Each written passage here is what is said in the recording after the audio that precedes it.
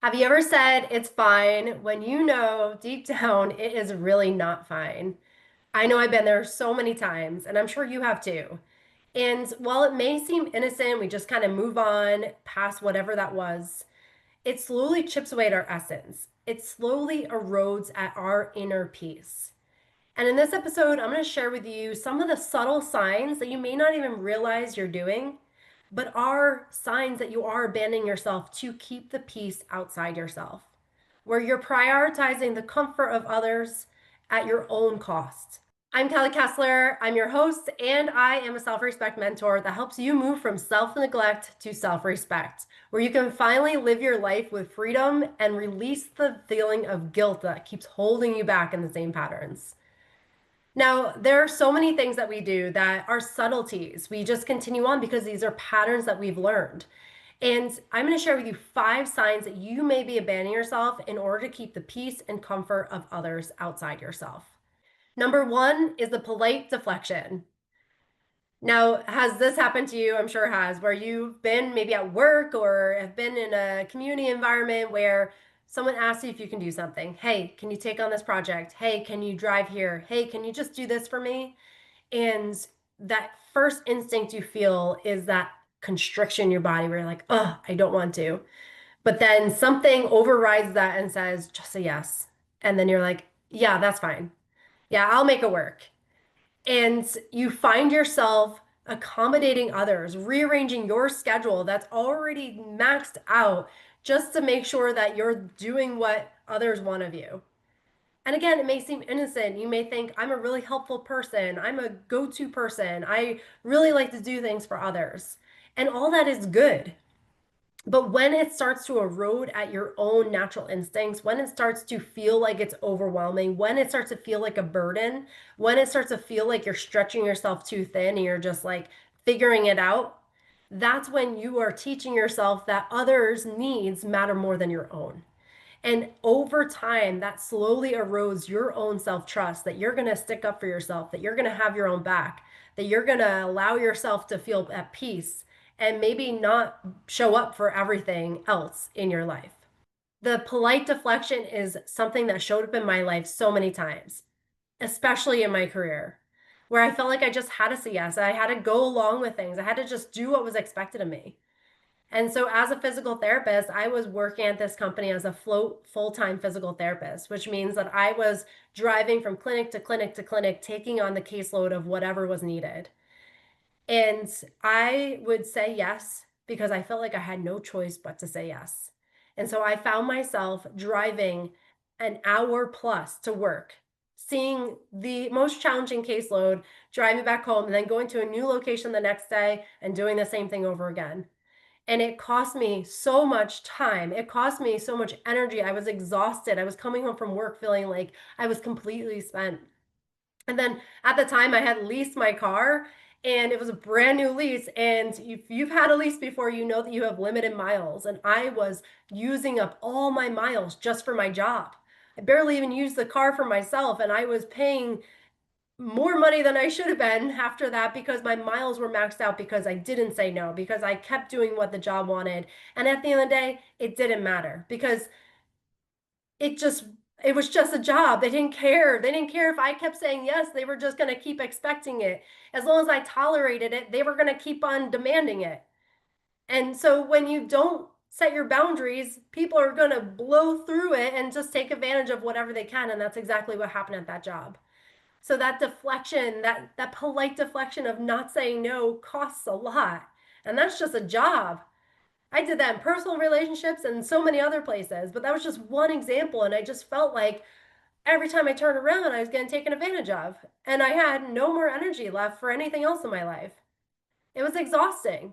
And it cost me a lot, even though it was subtle. It was those death of a thousand cuts every little day, just a little cut, little cut, little cut. And before you know it, you're bleeding out all your energy. You're bleeding out all your time. Everything's bleeding.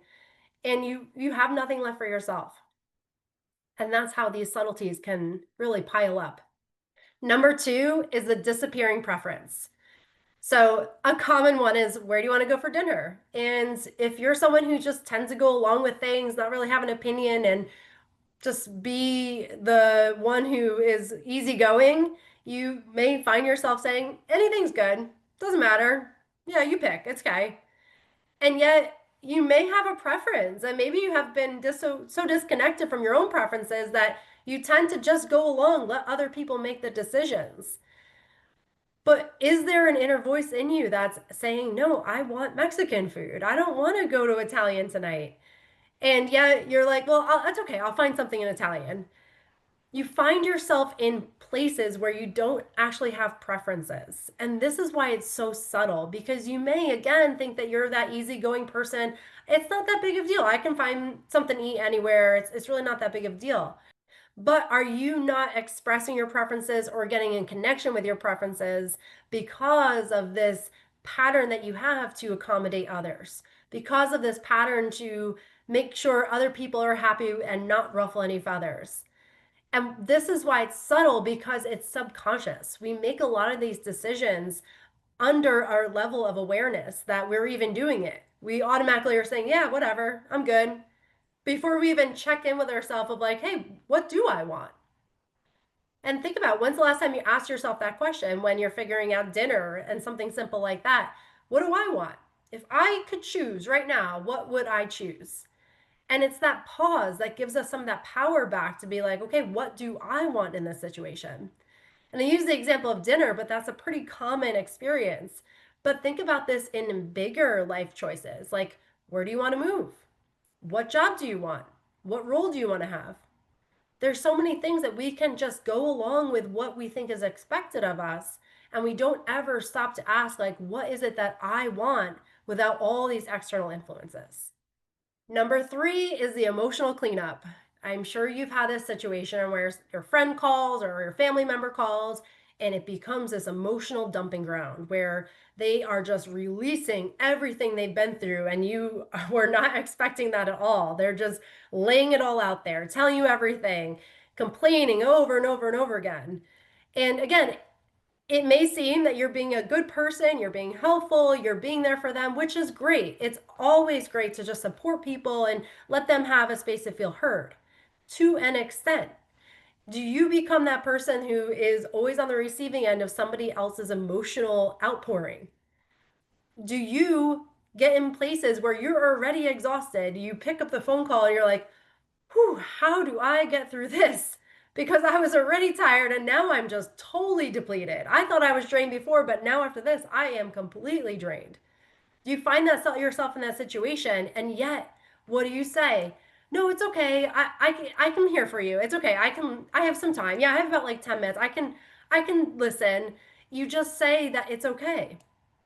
But did you actually check in with yourself in that moment?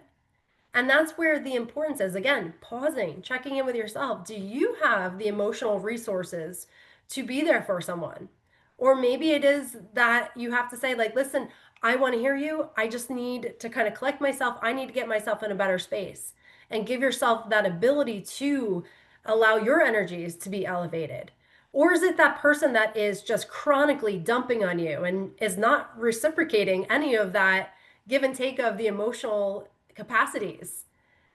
Is it that person that constantly uses you to help buffer them?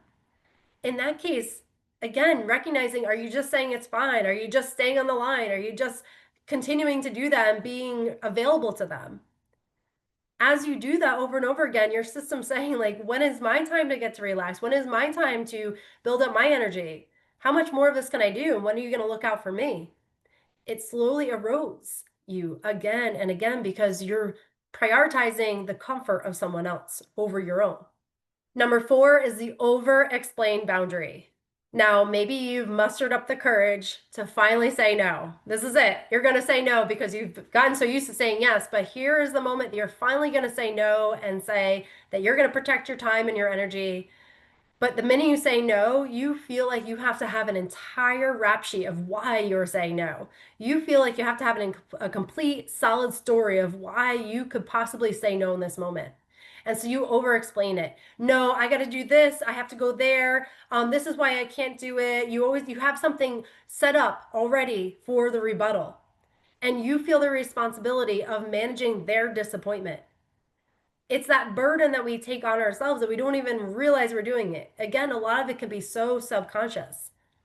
But do you feel responsible for managing someone else's emotions in that moment? So if you say no, do you feel like you have to give them some valid reason that they could understand in order for them not to feel disappointed that you said no? Do you feel like you cannot just say, no, that's not going to work for me? Do you have to have an entire story around that before you can actually feel comfortable to do that? That slowly erodes you. Again, because you feel like you have to explain it. You have to get the validation, the permission for you to actually say no and not continue to go along with something that maybe you don't want to. And number 5 is the smile that lies. Oh man, this one hits home because this was my coping mechanism for so long. It's to the point where I recognize in hindsight that I did this so much that in high school people would call me Smiley because I was smiling. But beneath that smile of putting on the face that everything's okay, there was a lot of inner turmoil. And so we can disconnect from ourselves. We get really good on putting on the front that everything's okay, but behind the scenes, there's a lot more going on there. And this is one that can be so almost icky feeling when you start to do it and you recognize that you're doing it. And this is something that creates that inauthenticity between what you're feeling and what you're showing. And then you almost feel like you're lying to yourself. And this comes up when someone says a joke to you that really stings. It gets you at your core. And instead of being like, hey, listen, I didn't like that. That made me feel a certain way. Please don't say that anymore. You kind of laugh it off and like, all right, whatever. I'll just blow it off. It's not worth it. It's not worth it.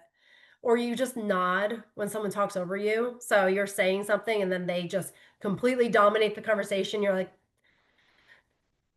yep. And you go along with it without actually standing up for yourself and be like, listen, I want to hear your point of view, but I want to finish mine first. Or again, as I started, that it's fine. It's fine, even though it's not. You just put on the face like, no worries. I got it. It's fine. But you know it's not. And you know there's something speaking to you within you that's saying, that's not okay. When are you going to speak up for yourself? When are you going to advocate for yourself? It's those subtleties that we may do subconsciously. We just continue to show up in that way. And yet it teaches our system that we can't be authentic and feel safe at the same time. It teaches our system that other people's emotions matter more than our own. It teaches our system that we're not going to be here to protect ourselves. It teaches our system that we can't trust ourselves. And it teaches our system that we have to show up the way others expect us to. And those gradually erode at your peace. They gradually feel like that inner turmoil that you can't really put your finger on, but you know it's there. And you're wondering, like, there's got to be more to this. There's more to this. I don't know why I feel like this over and over again. I'm exhausted. I'm burnout. I'm sick of putting on a happy face. But yeah, I don't know how not to because that's how I got so used to showing up in life. And I know that feeling because I lived that feeling for so much of my life. And it's hard. It's really hard. You feel like you're in a constant tug of war between what feels right and what's authentic for you and what you feel like you have to show the outer world. And that discrepancy wears on you over time. And the reason why these are subtle, the reason why these are hard to catch is because they're in our bodies. Our bodies have learned to respond in a way that makes them feel safe. Our nervous system has learned how to feel safe, even if it means self-sacrificing. And what this is the fawn response. It's a trauma response within our bodies that says, if the peace is kept outside ourselves, then we're safe. If they're okay, then I must be okay. I will mold, adapt, and quiet and silence and make myself feel small in order for the environment to feel like it's safe. And so we modify everything that we do. We screen ourselves. We live through this lens of feeling like we have to continually adapt for other people to feel comfortable because that's our sense of safety. So it's not as simple as stop doing it because whatever we resist persists. It's about teaching our nervous system that we are safe in this moment and that we can live a life where we're authentic and safe. We can disappoint people and not be responsible for their emotions. We can say no without having to justify it. These are all the things that we can learn once we feel safe enough to learn them, once we feel safe enough in our bodies to move through the world in a way that feels authentic to us, even if it causes a rift in the external world. Because when you prioritize the external world, you may build up that world, but you eventually erode your own inner world. And when you prioritize your peace, finally, you are saying to yourself that I am willing to lose and cause a rift in the outside world as long as I don't lose myself anymore. You get to the point where you're sick of losing yourself for other things to be okay. And that is truly self-respect when you are willing to do the work and recognize that you are worthy of taking back your power, taking back your energy, taking back your time, and protecting yourself finally, living your life with integrity and authenticity. And that all comes first with feeling safe enough to ground into yourself. And so, if this has spoken to you, if this is something that has deeply resonated with you, if you've noticed some of these signs in your body, in your life, I invite you to join my new course, Self Respect Reset. In this 4-week course, you're going to learn how you can start to set boundaries that feel safe. You're going to learn how to navigate them without the sense of guilt that pulls you back into the yeses. And you're going to learn how to regulate your nervous system so that you can feel authentic, so that you can feel free in your body, so that you can show up with what feels aligned with you, and to release the burden of having to manage everybody else's emotions. This is what you will take home from this course.